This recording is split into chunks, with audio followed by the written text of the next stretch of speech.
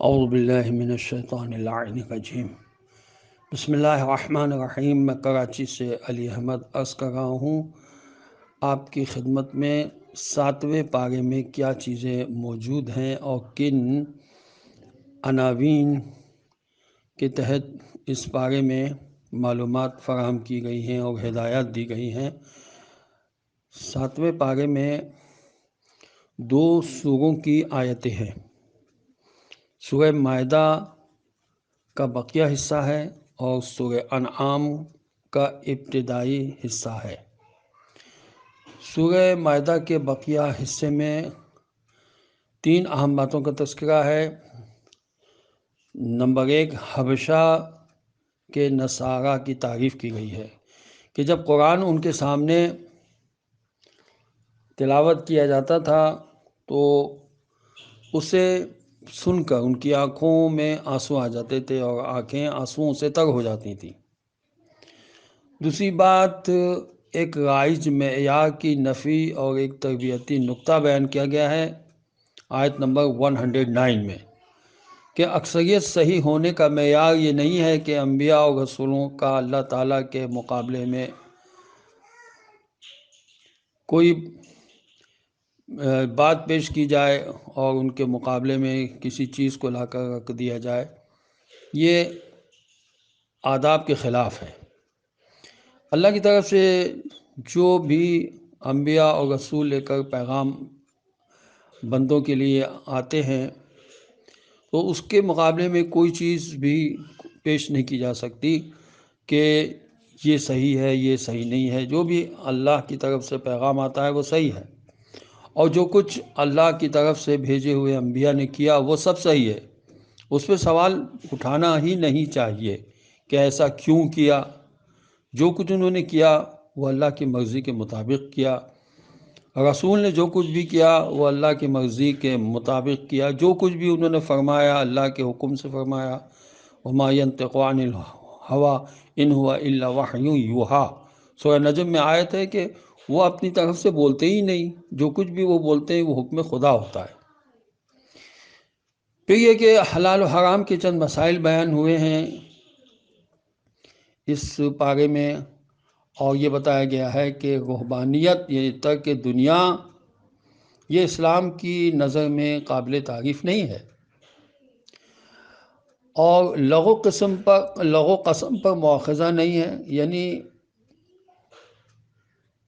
یمین اور غموس پر کفارہ ہے، اور وہ ہے 10 مسکینوں کو 2 وقت کا کھانا کھلانا، یا انہیں پہننے کے لیے کپڑے دینا، یا غلام آزاد کرنا، اور ان تینوں کے نہ کر سکنے کی صورت میں 3 دن روزے رکھنا ہے۔ اس طرح شراب، جوا، بت اور پانسا حرام ہیں، یہ بتایا گیا ہے۔ حالت حرام میں محرم تری کا شکار کر سکتا ہے۔ محرم جو محرام پہنے ہوئے ہو وہ تری کا شکار کر سکتا ہے، خشکی کا نہیں کر سکتا۔ اس طرح حرم میں داخل ہونے والے کے لیے امن ہے، اور 4 قسم کے جانور مشرکین نے حرام کر رکھے تھے: بحیرہ، صاحبہ، وسیلہ اور حام۔ اس کی تفصیل احادیث میں ملتی ہے۔ پھر قیامت کا تذکرہ ہے، اور حضرت عیسیٰ علیہ السلام کا تذکرہ ہے کہ قیامت کے دن حضرات انبیاء علیہ السلام سے پوچھا جائے گا کہ جب آپ نے ہمارا پیغام پہنچایا تو آپ کو کیا جواب دیا گیا۔ اسی سوال و جواب کے تناظر میں حضرت عیسیٰ علیہ السلام پر اللہ اپنے احسانات گنوائے گا۔ ان احسانات میں مائدہ والا قصہ بھی ہے کہ آسمان سے دسترخوان نازل ہوا کہ حواریوں نے حضرت عیسیٰ علیہ السلام سے کہا کہ اللہ تعالیٰ سے کہیے کہ ہم پر ایسا دسترخوان اتارے جس میں کھانے پینے کی آسمانی نعمتیں ہوں۔ چنانچہ دسترخوان اتارا گیا، اور اس کو مائدہ کہا جاتا ہے۔ ان احسانات کو گنوا کر اللہ پوچھے گا کہ اے عیسیٰ، کیا تم نے ان سے کہا تھا کہ تجھے اور تیری ماں کو معبود مانے؟ تو حضرت عیسیٰ علیہ السلام عرض کریں گے کہ پاک ہے پروردگار تو، میں نے تو ان سے تیری عبادت کا کہا تھا۔ حضرت عیسیٰ علیہ السلام کے ہی تذکرے کے ضمن میں غیر اللہ کے لیے ولایت تکوینی کا بإذن اللہ حامل ہونا کا بھی بیان ہے۔ اس پارے میں دوسرا حصہ سورہ انعام کا ہے۔ ابتدائی آیات سورہ انعام کی اس پارے میں ہیں، اور اس میں خاص طور سے 4 باتوں کا تذکرہ ہے۔ نمبر 1، توحید۔ اس سورہ میں اللہ تعالیٰ کی حمد و ثنا اور عظمت اور پاکیزگی کو بیان کیا گیا ہے۔ رسالت کا تذکرہ ہے کہ رسول اکرم صلوات اللہ علیہ وآلہ کے لیے عام انسانوں کے ہم جنس ہونے کے سبب آقا علیہ السلام کی دعوت سارے عالم کے لیے ہے۔ آیت نمبر 50 میں سورہ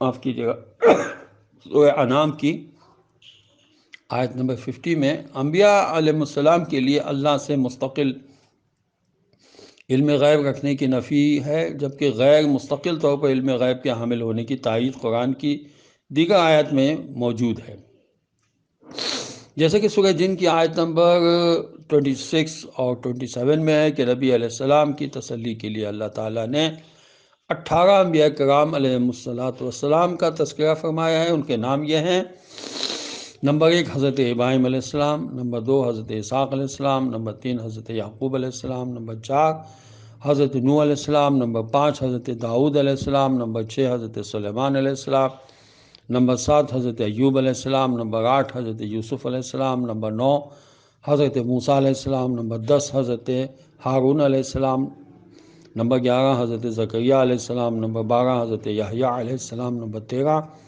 حضرت عیسیٰ علیہ السلام، نمبر 14 حضرت الیاس علیہ السلام، نمبر 15 حضرت اسماعیل علیہ السلام، نمبر 16 حضرت یسع علیہ السلام، نمبر 17 حضرت یونس علیہ السلام، نمبر 18 حضرت لوط علیہ السلام۔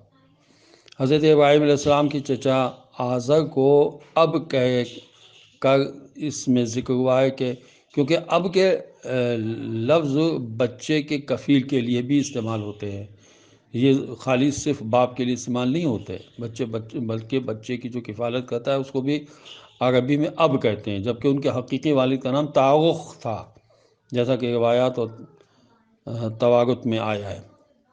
پھر قیامت کا تذکرہ ہے سورہ انعام میں کہ قیامت کے روز اللہ تمام انسانوں کو جمع کرے گا، آیت نمبر 12 میں۔ اس روز قیامت کسی انسان سے عذاب کا ٹلنا اس پر اللہ کی بڑی مہربانی ہوگی، یہ آیت نمبر 16 میں تذکرہ ہوا ہے سورہ انعام کی۔ سورہ انعام کی آیت نمبر 22 میں تذکرہ ہوا ہے کہ روز قیامت مشرکین سے مطالبہ کیا جائے گا کہ کہاں ہیں تمہارے شرکاء۔ آیت نمبر 37 میں تذکرہ ہے کہ اس روز جہنمی تمنا کریں گی کہ کاش یا لیتنی کنت ترابا، انہیں دنیا میں لوٹا دی جائے تاکہ وہ اللہ کہ رب کی آیات کو نہ جھٹلائیں اور ایمان والے بن جائیں، اور یہ بھی تمنا کریں گے کہ کاش ہم مٹی ہوتے، یعنی اللہ نے ہم کو انسان بنایا لیکن ہم ایک جاندار ہونے کے باوجود ہم نے اپنے جسم کو اللہ کی عبادت اور اطاعت میں خرچ نہیں کیا، اس کا وہ افسوس کریں گے۔ تو دنیا کی زندگی کو کھیل اور مشغلہ نہ بنایا جائے، آخرت کی زندگی بدرجہ بہتر ہے، اس کے لیے انسان تیاری کرے۔ اس طرح اللہ تعالیٰ کو ان ظاہری آنکھوں سے نہیں دیکھا جا سکتا، یہ آیت نمبر 103 میں بتایا گیا سورہ انعام کی۔ اس کے بعد کچھ تربیتی اور اخلاقی نکات بھی ہیں، جیسے توبہ کی حقیقت کو بیان کیا گیا ہے، اور اصلاح و گزشتہ تلافی کے لیے توبہ بہترین اللہ کی طرف سے ایک وسیلہ ہے کہ جس کے ذریعے سے اللہ سے پچھلے گناہوں کی معافی مانگی جا سکتی ہے، اور آئندہ کے لیے ارادہ کیا جا سکتا ہے کہ انشاءاللہ حتی الامکان کوشش ہوگی کہ آئندہ کی زندگی میں گناہ سرزد نہ ہو۔ سورہ انعام کی آیت نمبر 69 میں تذکرہ ہے کہ جس مجلس میں آیت الہی کا مذاق اڑایا جا رہا ہو اس میں جانے سے پرہیز کیا جائے، البتہ ایک جگہ اس کی اجازت ہے، یعنی وہ بھی خاص افراد کے لیے، اور یہ کہ سب کرنے کو منع کیا گیا ہے، یعنی گالی دینے اور غیر مناسب لفظوں کے استعمال کے لیے منع کیا گیا ہے، حتیٰ کہ دشمنوں کے لیے بھی، کہ انسان جب دشمن کسی کو اہم سمجھتے ہیں، اس کو اہمیت دیتے ہیں، تو ان کے سامنے اس طرح سے بات نہ کی جائے کہ وہ غصے میں آ کر، طیش میں آ کر ہمارے جو صحیح حق پر لوگ ہیں ان کے بارے میں وہ کوئی نازیبا الفاظ کہیں۔ تو سب سے بڑی اچھی بات تو یہ ہے کہ پرانی باتوں کا تذکرہ ہی نہ کیا جائے کہ فلاں نے یہ کیا، فلاں نے یہ کیا، جس نے جو کیا ہے وہ خود بھگتے گا۔ اب اس کا تذکرہ کر کر کے نفرتیں پھیلائی جائیں اور یہ کہا جائے کہ ہم جن کو مانتے ہیں وہ بالکل معصوم تھے، تو یہ حقیقت ہے۔ ہمارے کہنے سے وہ نہیں مانیں گے۔ ان کے آباء و اجداد جس کی پیروی کرتے رہے ہیں، جس کا نام لیتے رہے ہیں، اب مصیبت تو یہ کہ وہ پیروی بھی صحیح نہیں کرتے رہے ہیں۔ اگر وہ یہ کہیں کہ ہم جو کچھ کر رہے ہیں، ہمارے وہ رہبران جن کو ہم مانتے ہیں وہ بھی یہی کرتے تھے، تب تو ٹھیک ہے، پتہ چل جائے گا۔ اور پتہ چل رہا ہے کہ آپ جو کچھ کر رہے ہیں انہی کی لائن پہ کام کر رہے ہیں، تو بس اب کرتے رہیں۔ آپ ان کو اچھا سمجھتے ہیں، سمجھتے رہیں، جو جس کے ساتھ ہوگا وہ اسی کے ساتھ محشور ہوگا۔ ہمیں تو یہ دعا کرتے رہنا چاہیے کہ اللہ، ہم جس کو حق سمجھ کے پیروی کر رہے ہیں ہمارا حشر ان کے ساتھ ہو، اور جو بھی جس کو حق سمجھ کے پیروی کر رہا ہے اس کا حشر اس کے ساتھ ہوگا، اور دعا بھی کرتے رہنا چاہیے کہ ہو اور ہوگا بھی۔ تو بس بجائے اختلافات کو مزید ہوا دینے کے سب سے بہتر بات تو یہ ہے کہ پچھلی باتوں کو دہرایا ہی نہ جائے، کسی نے بھی وہ کام کیے ہوں۔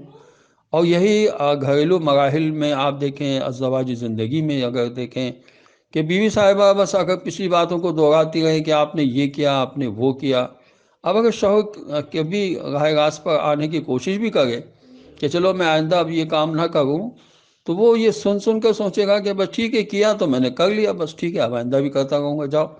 اگر تم ہماری پچھلی باتوں کو بھول جاؤ، اس کے لیے تیار ہو کہ تم پچھلی باتوں کو بھول جاؤ، اور آئندہ کے لیے ہم لوگ یہ طے کر لیں کہ انشاءاللہ کوشش کریں کہ ایسی باتیں نہ ہوں جن سے آپ کو تکلیف ہو، اور نہ آپ ایسی باتیں کریں جس سے مجھے کوئی تکلیف ہو، تو انشاءاللہ زندگی آرام سے گزر سکتی ہے۔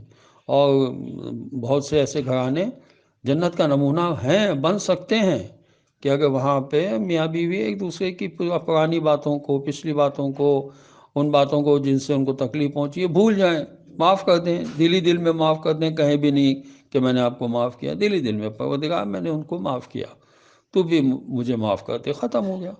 تو آپ دیکھیں گے کہ زندگیاں انشاءاللہ آسانی سے گزر جائیں گی۔ خدا ہمیں توفیق عطا فرمائے کہ ہم اچھی باتوں کو صرف زبان سے نہ دہراتے رہیں بلکہ ان پر عمل کرنے کی کوشش کریں۔ السلام علیکم ورحمۃ اللہ وبرکاتہ۔